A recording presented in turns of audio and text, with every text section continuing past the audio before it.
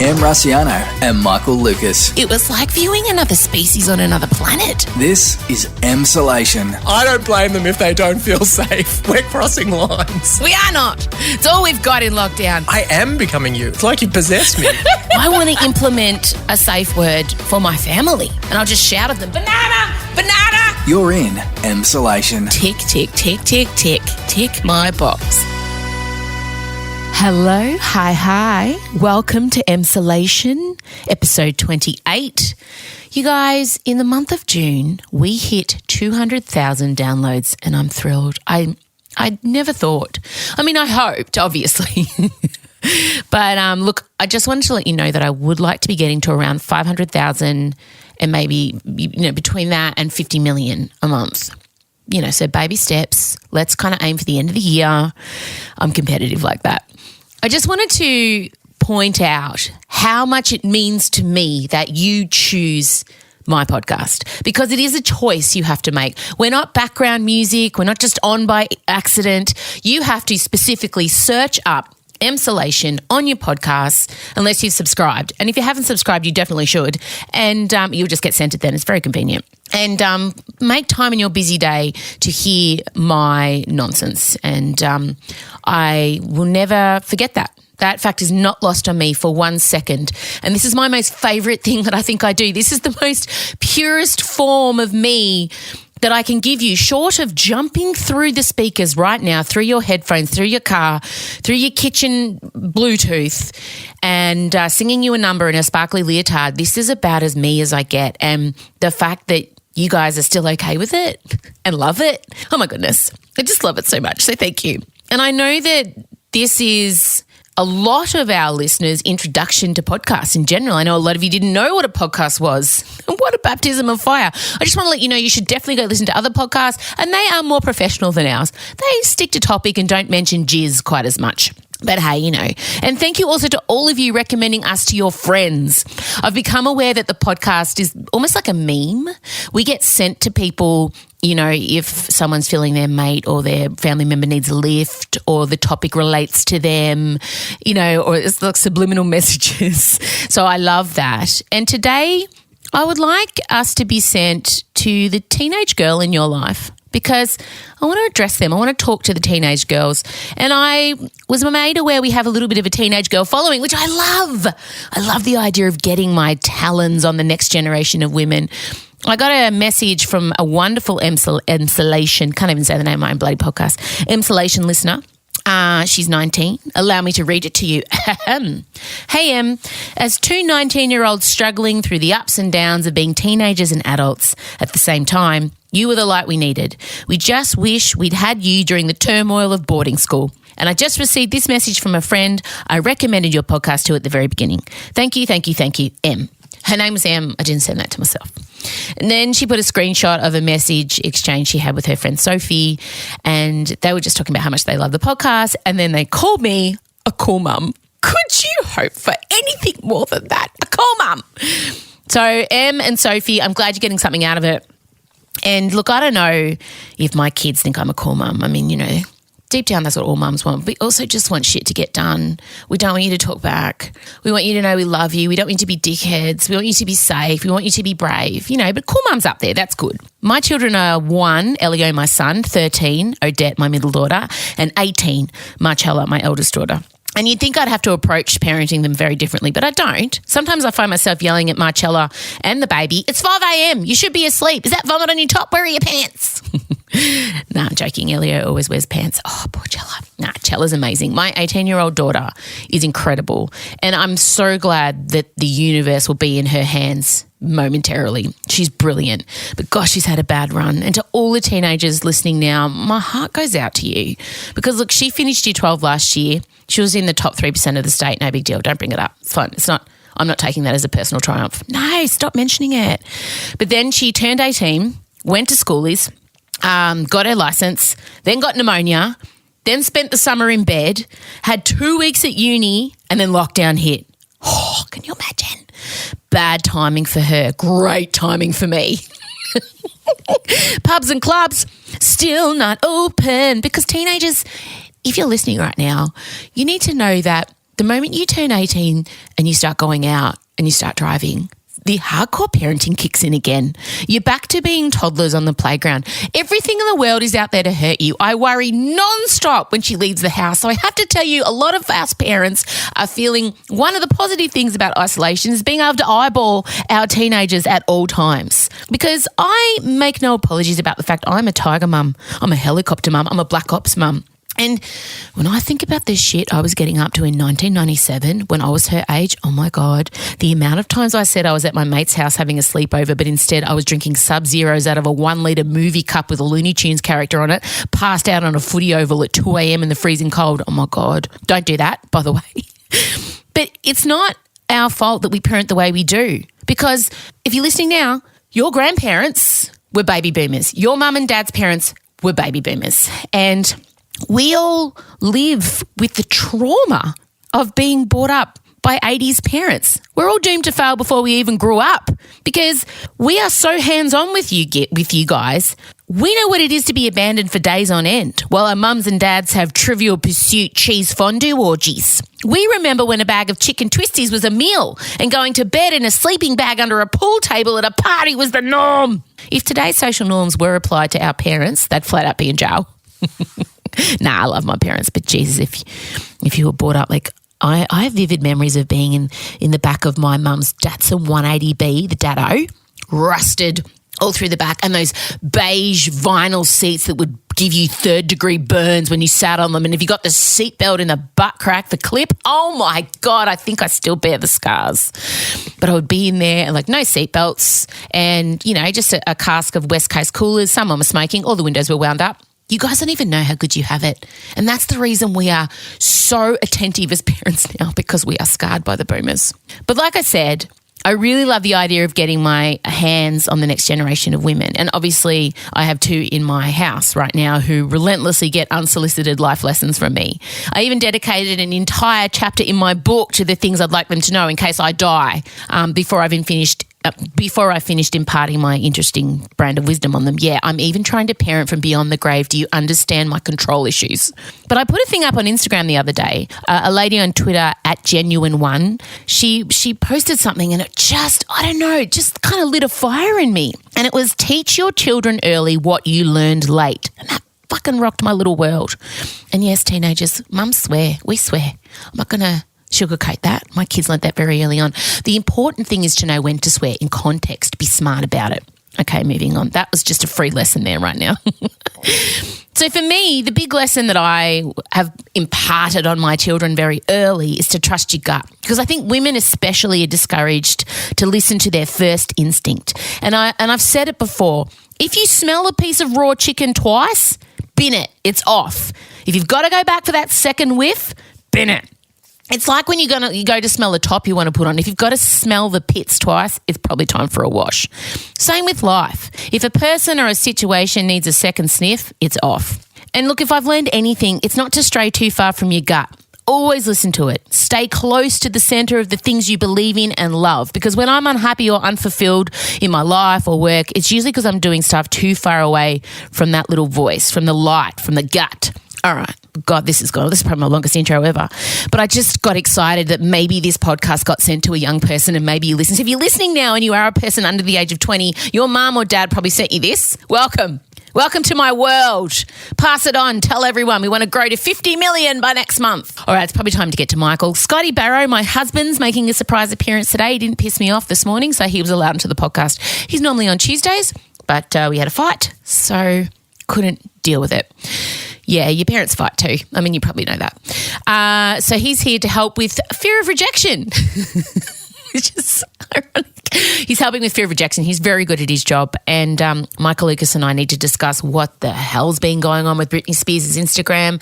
Reynold from MasterChef had a hickey on his neck. And also Hamilton the musical, our excitement at that airing on Friday. All right, play the music. Em Rusciano and Michael Lucas. This is Emsolation. Okay, well, I've had probably over 100 of you tag me in Britney Spears' Instagram account, and you know I cannot do an in-depth analysis without my pop culture scientific partner in crime. Michael Lucas. Oh, Michael. I'm so glad to be the expert there. I want to change my title of this podcast to be Britney Spears correspondent. Oh, well, if I It's can like be royal. a foreign correspondent. You're reporting from another planet somehow. Oh, God. Everyone's been tagging me, Ask the Podcast, in Britney's Instagram. Like, she's going to start wondering what the hell is what's an emsolation, because our names are written so many times under her posts. But there's been a frenetic, crazed interpretive dance-a-thon going on. Yeah, look, I think it's divided as this one because part of me, there's still the lounge room dancer in me that is impressed that this 30-something mother of, how many kids does she have? I should know that. Two. Right, okay, is into the freestyle dancing in her room. Like, I'm finding it joyful and exuberant, but then ever so slightly terrifying. Yeah, but you don't have 25 million people following you. They're watching you. No one's getting my interpretive dances in my lounge room except of course when I'm tagged in a dance challenge, when I feel it's my duty to participate, unlike some. But no one's going to be seeing it from me. Yeah, but also, are you popping on a what can only be described as chartreuse crocheted tight mini dress and clogs and walking back and forth for 2 minutes straight with no purpose, in and out of shot, to an unknown song that you supposedly wrote? Maybe I am, Em. Maybe I am. I feel like, and I've got this theory and you agree, she's frozen in time at 16. Even her voice, she sounds like a small child. I think it's more 14. Oh, didn't Hit Me Baby One More Time. Wasn't 16 No, it was, but she was already working pretty hard from 14. Like, she wasn't super famous then. But she wasn't as sexualized at 14. Like, at 16, she was sexy schoolgirl. Do you know what I mean? And Totally. I feel like she's really going hard on the hipster shorts. They're so low you can almost see top of pubic hair.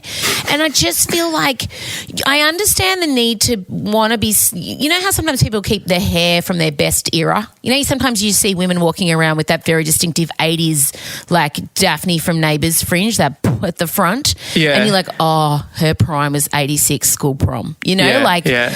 I feel like maybe Britney just wants to be back at that moment where everything was okay, so she's stuck herself there. Yeah. Well, it's also like Michael Jackson became super famous at like 7 or something, and then he weirdly, sort of disturbingly, stayed in that weird mindset for so childlike for the rest of his life, frozen in time.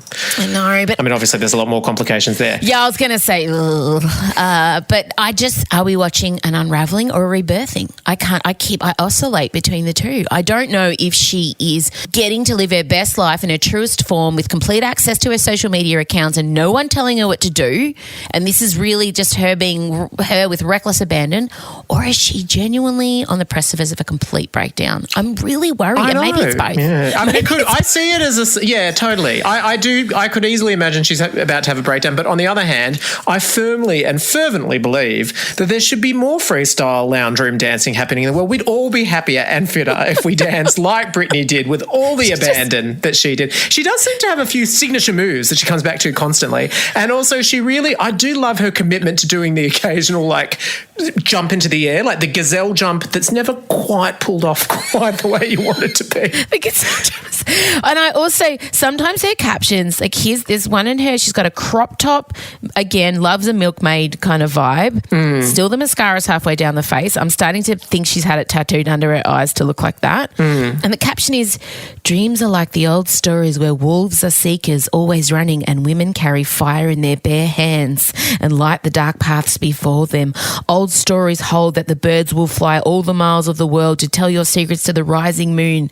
And she's written this under a picture of her. I mean, it's a quote from a lady named Tamara Rendell, but under a picture of her in like a sexy milkmaid top with like a 1990s shell choker. And I'm not sure where the wolves come in there. When was your frozen in age time? When are you frozen in? What will be the M era that you'll stick with for the rest of your life? I think I'm still waiting for that to happen. Yeah, for me it's 48. I think I got there at 13 and I've just sort of been biding my time. Yeah, I feel that. I feel like I haven't quite reached the moment I want to be frozen in. I'm getting close, but not quite, because certainly I did not want to go back to 16. My 20s were a shit show. 30s, Yep, trash fire. So I feel like late 40s, same. 48 for you and I is going to be amazing. I think it's going to be, for you, it'll be the exact time that a turban becomes comfortable, unexceptional day wear, and then you're just done. That's it. Yes. You are dazzlingly close to that now. I'm close. I'm on the precipice of turbans being day wear to just lift my face up, not have to dip my hair. All right, well, we'll keep monitoring. But I am mesmerised and concerned in equal measure. I want everyone to know that I don't take mental health lightly, but I still think she's not hurting anyone. She's clearly happy, whatever concoction of medication she's taking. So more power to her.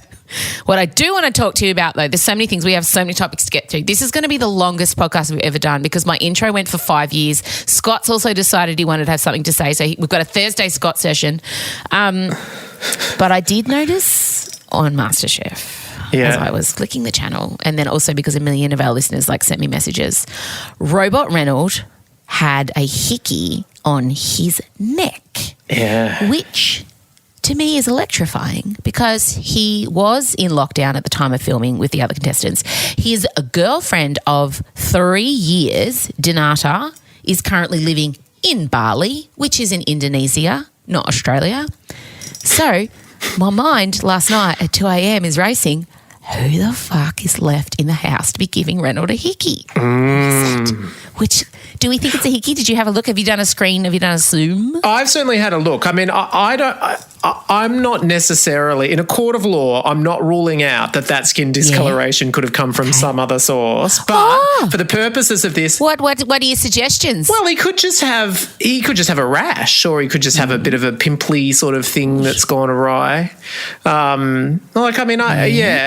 But it's also fascinating as well because they've been shooting in lockdown. Let's not forget that. And they're absolutely in the distancing. But the positive thing for me is I'm increasingly starting to think, should Reynolds be the next Bachelor? I mean, we need more diversity with bachelors, and I feel like he's got a lot of the qualities you want. I mean, he works out a hell of a lot. Yeah, but not only that, it's funny you bring that up. He does take the idea of being a husband very seriously. I read a quote where he said, I have a checklist I must meet before I put a ring on her finger, her being Dinata.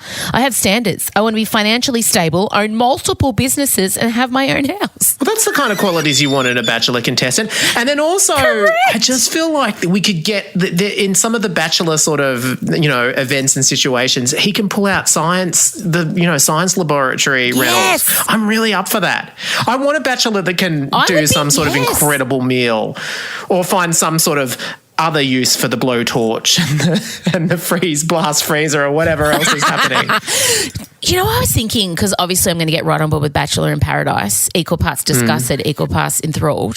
I would be able to do The Bachelor in the same way. The Bachelor's going to have to become, again, like some kind of 1940s chaste. They won't be able to do all the spa stuff. All the bodily fluids will have to be chucked out that they can't touch. How are they going to film The Bachelor in 2021? Well, there was a report that some of the Bachelor dates were occurring via Zoom, which to me does not sound promising. No, but for someone like me who didn't have a lot of looks but big personality back in the day, I could go on The Bachelor. I got good banter. I could put a filter on my face. I could easily be a Bachelor contestant now. Not in my 20s, but now, God, if it's just personality, yes. Oh, suddenly all the women who have strong personalities are like, yeah, I'm going to go for The Bachelor. I'll put a bloody Snapchat filter on my face. I'll look like a sexy bunny with some big glasses.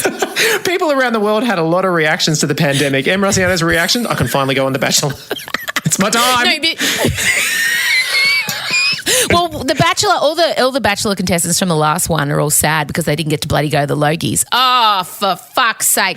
If I have to see one more sad quasi-celebrity lamenting no Logies on the weekend, there was actually a hashtag, put your Logies frocks out. I was like, oh my God, guys, no one cares the Logies.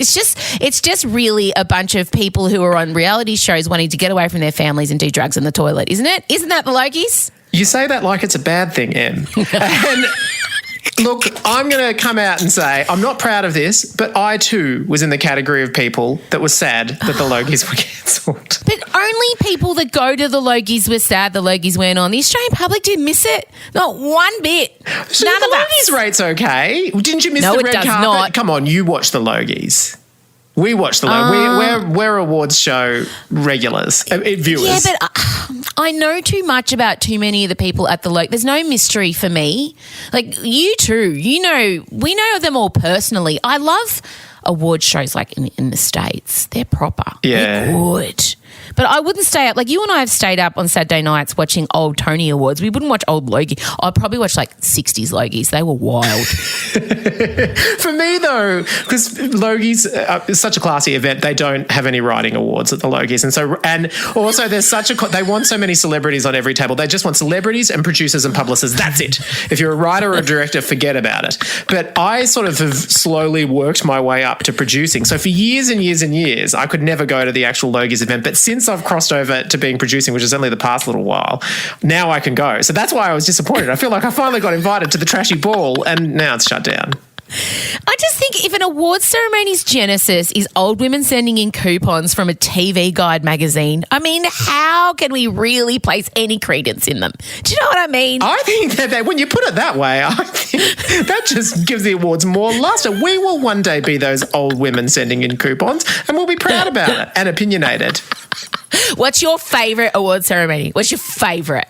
Okay, well, for me... Can I just point out the excitement? Your voice just changed gears. Like, you just went to another level then. I heard it because I know you well. He's about to talk about award ceremonies. Guys, strap in. Look, I should just preface this by saying I think the whole concept of them is innately stupid. You can't judge. They always get it wrong. It's dumb. Having said that, I watch all of them. I absolutely watch all of them. I love it. The weird thing is, obviously, the Oscars has the luster of history and it's kind of the ultimate. But truth be told, I get 45 minutes into that ceremony and I'm absolutely bored. So my actual two favourites, the two that I really look forward to every year, the Golden Globes and the MTV Music Video Awards. MTV? Are you joking? Yeah. Oh. No way. No way. MTV, I mean, think how many unbelievably culturally ridiculous things have happened. Everything from Miley Cyrus with the foam finger. True. Madonna and Britney pashing. Madonna and Britney pashing. Madonna doing the Dangerous Liaisons version of Vogue. I mean, that show always delivers something extraordinary. Remember the big Lizzo routine that happened last year? Incredible. And Golden Globes, again, because it's just such basically their mission is to get celebrities drunk and then have an absolute cluster of awards that just go to famous people. A couple of awards for writing and directing, but mostly.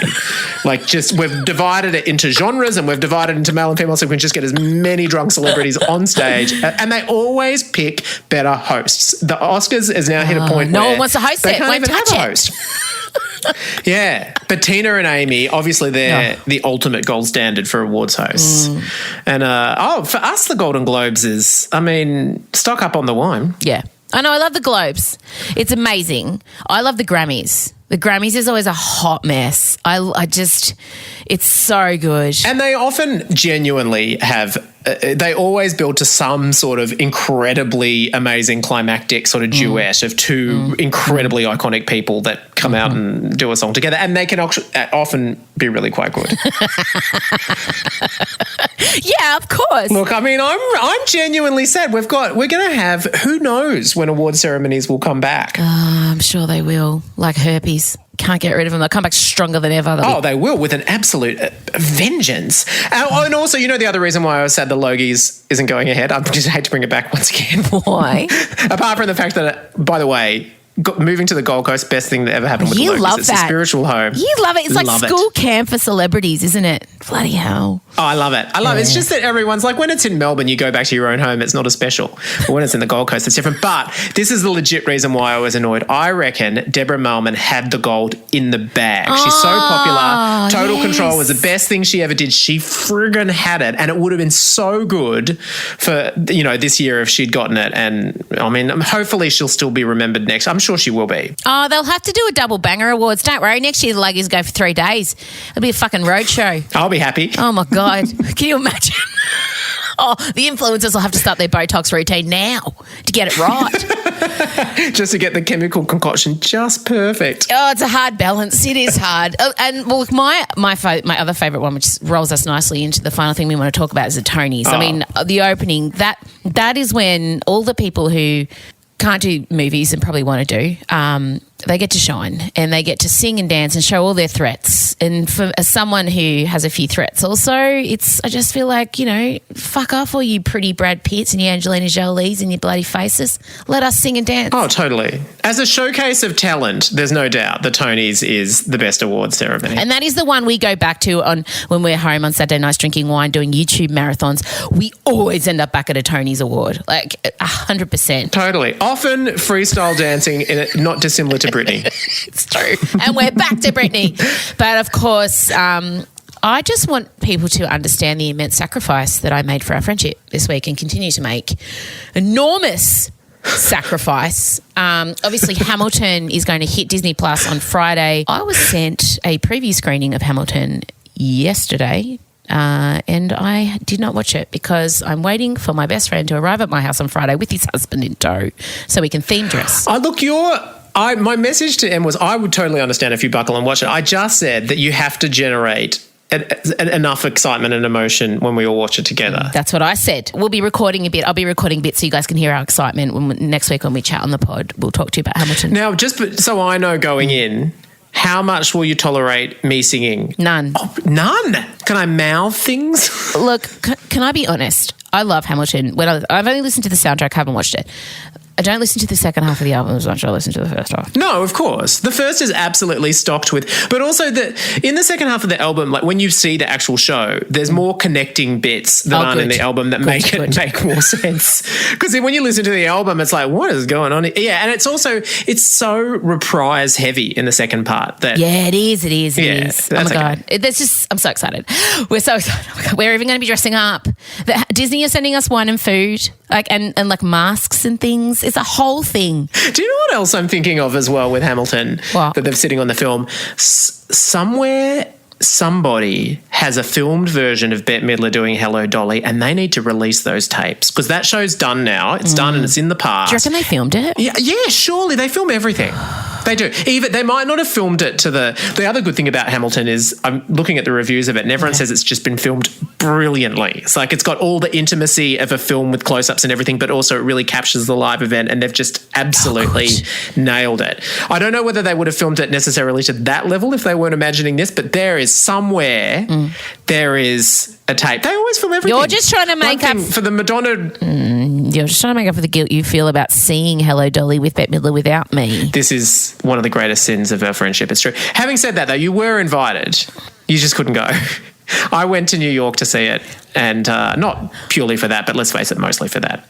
And it's up there with one of the best nights of theatre I've ever seen in my life. It was absolutely amazing. David my Pierce. God, get and off. And even the support role, it was Beanie Feldstein was also in it with Bette Midler, and it was staggering. It was so good and so entertaining. Shut up. Sorry.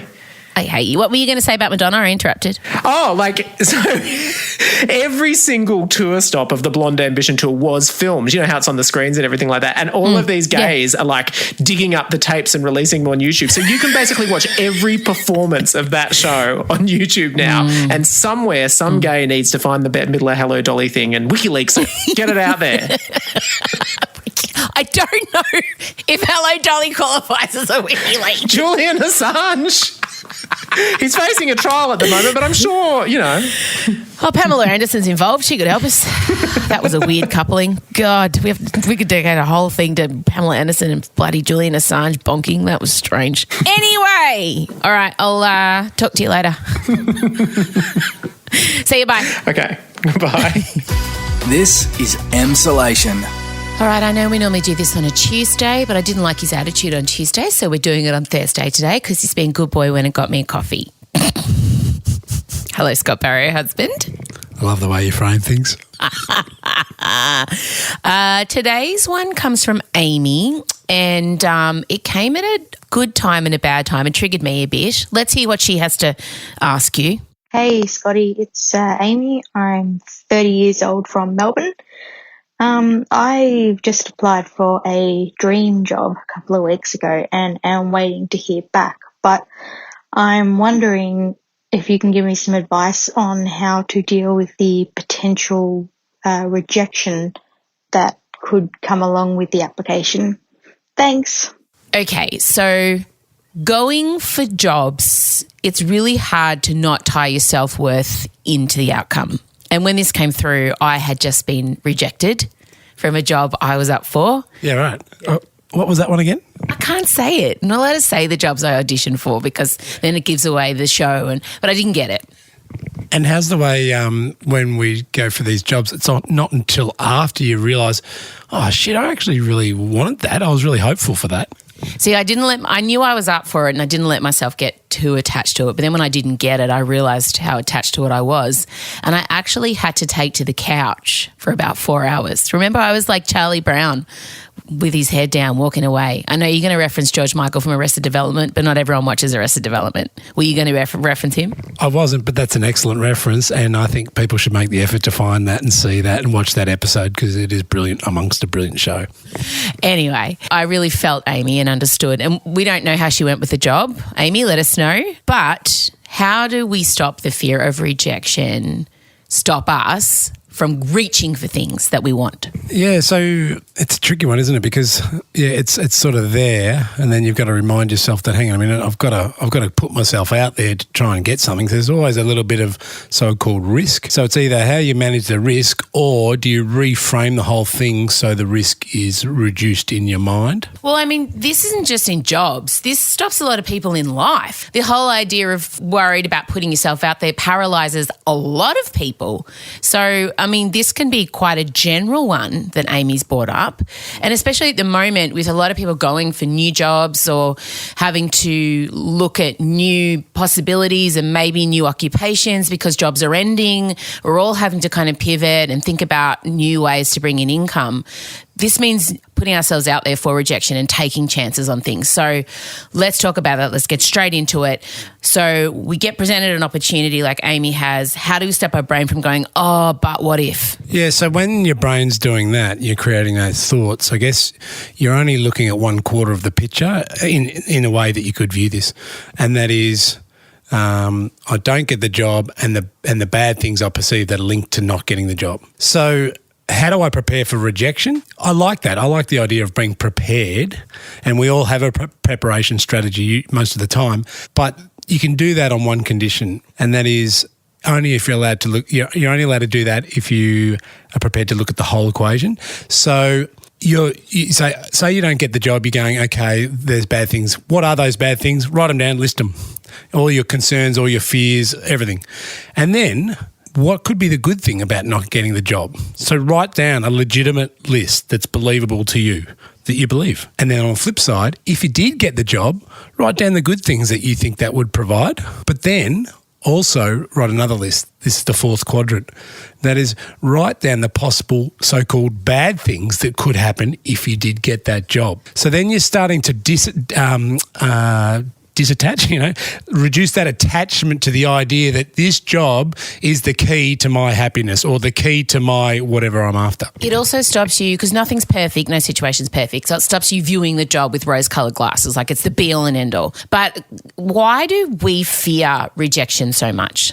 And I think that's something we all feel it. We all worry about it, even just in like things like asking a friend to go out for dinner who you haven't seen in a long time, right up to going for the dream job. What is it about humans? What is it, the thing that it brings out in us? And I know this seems like a basic question, but I don't think a lot of us drill down on that. Yeah, so most experts in this sort of stuff believe it comes from evolution. So back then, when, thousands of years ago, when we were existing in really tightly integrated communities, if we got rejected from the group then, it basically meant death because you couldn't survive on your own, all right? So if you got ostracised from the group, then it could be over for you. So there's a physical reality to that. Nowadays, we're much more self-sustaining. That isn't a factor, but the same reaction, the same neural pathway, the same pain response happens. And now, so the risk now is the emotional pain that comes with it, and then what comes with that is like a destabilized sense of self. So then it's like, who am I? What am I doing here? What's my point and purpose on this earth? That sort of those existential questions. So there's still a similar sort of level of significance in our minds, the way we perceive it, but it's being triggered from the old patterns. So I think you can go the two routes here. So just say she doesn't get the job, or just say you get rejected from something, I don't know, a relationship or anything. I think we can't be afraid of how we're going to feel, and that you can't stop yourself from feeling it. I mean, maybe you can if you can compartmentalize and be a robot, but that'll end up spurting out later on. Don't worry about that, in an ulcer or an alcohol problem, or who knows, in your relationships. So if you can deal with the feelings immediately, that's always good, I've learned. So last week when I didn't get that job, I felt it really deeply, but I allowed myself to feel it, so much so that my whole body felt like I had to actually lay down. But then I found the next day I was better because I allowed myself to kind of go, oh yeah, I feel really flat about this because I didn't get this job. Am I not really good at my job? Maybe I shouldn't be on television. Maybe I shouldn't be performing and entertaining. But then I realised, well, I'm letting other people determine my self-worth, which is something I wouldn't do. So, you've got to kind of go through all that self-talk. So is there an easy kind of 3-step thing you can say to yourself when you do feel that rejection hit and you do start to feel that, I'm going to die? Exactly. That's the sort of the subconscious message. Like when the news hits you, is there something we can say to ourselves is like, okay, let myself feel this, da-da-da-da-da. What do we got? Yeah, and so as you're explaining that, you're doing this thing with your hands over your head, almost like let the water wash over me, let these emotional feelings, let this disappointment and all the other emotions, let them come over me.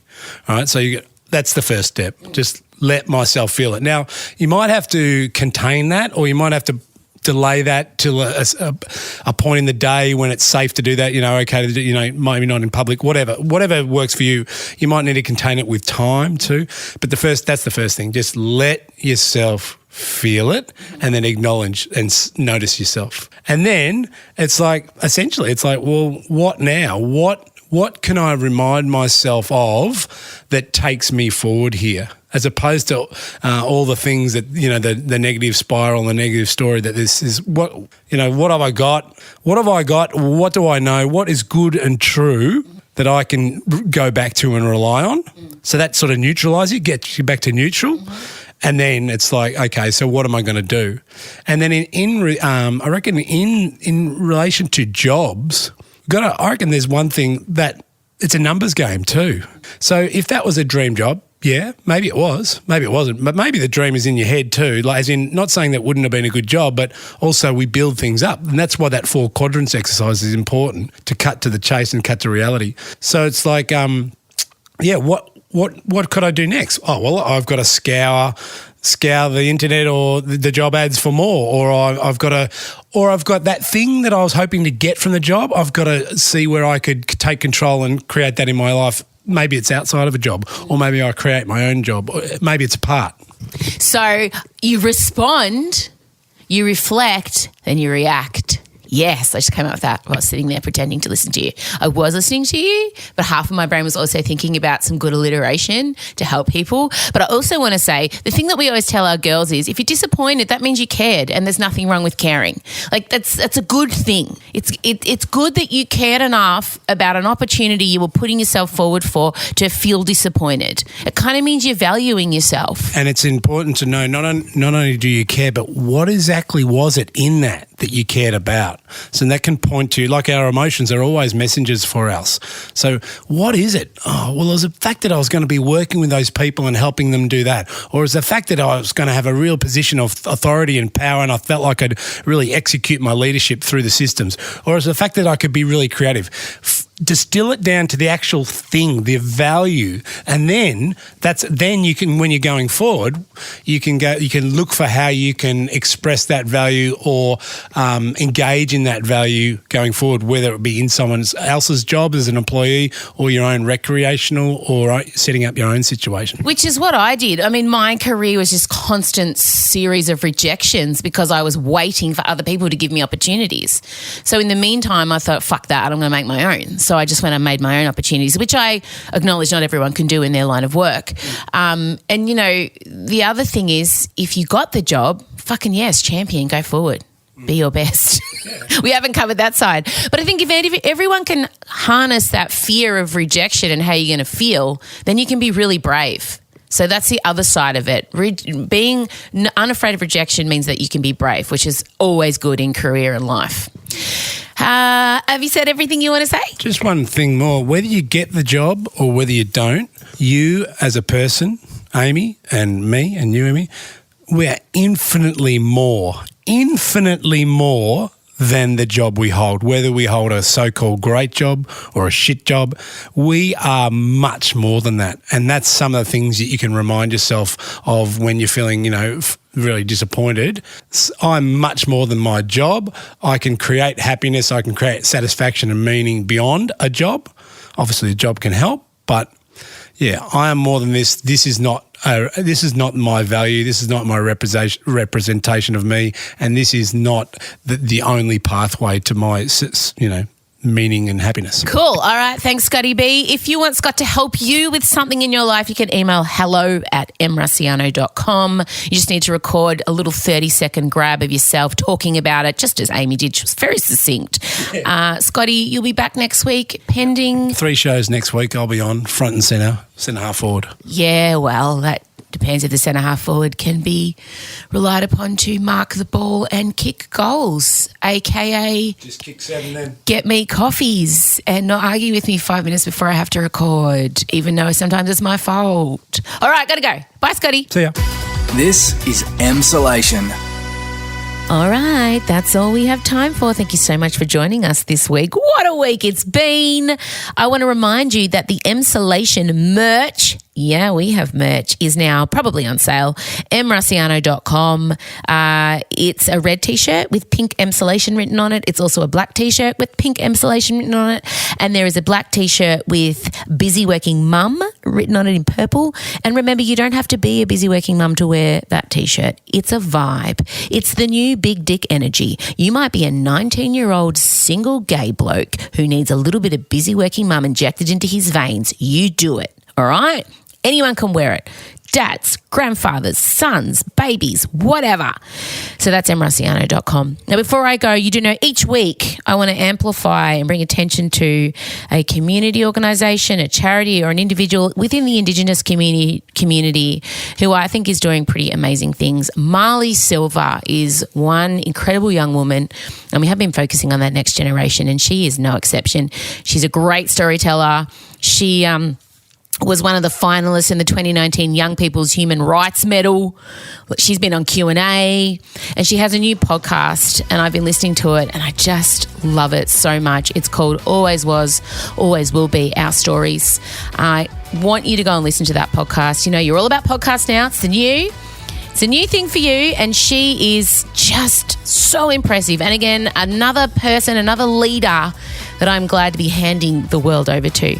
She's a fair way in. It started in June. You can listen to it on Spotify. I'll put a link on my Instagram as well. You can listen to it on iTunes. Anywhere you listen to your podcast. Always was, always will be our stories. And I just think Marley is just exceptional. All right, guys, that's it. That's enough. My goodness, what a long one. We'll see you guys, hear you guys next week. Have a great weekend. Bye.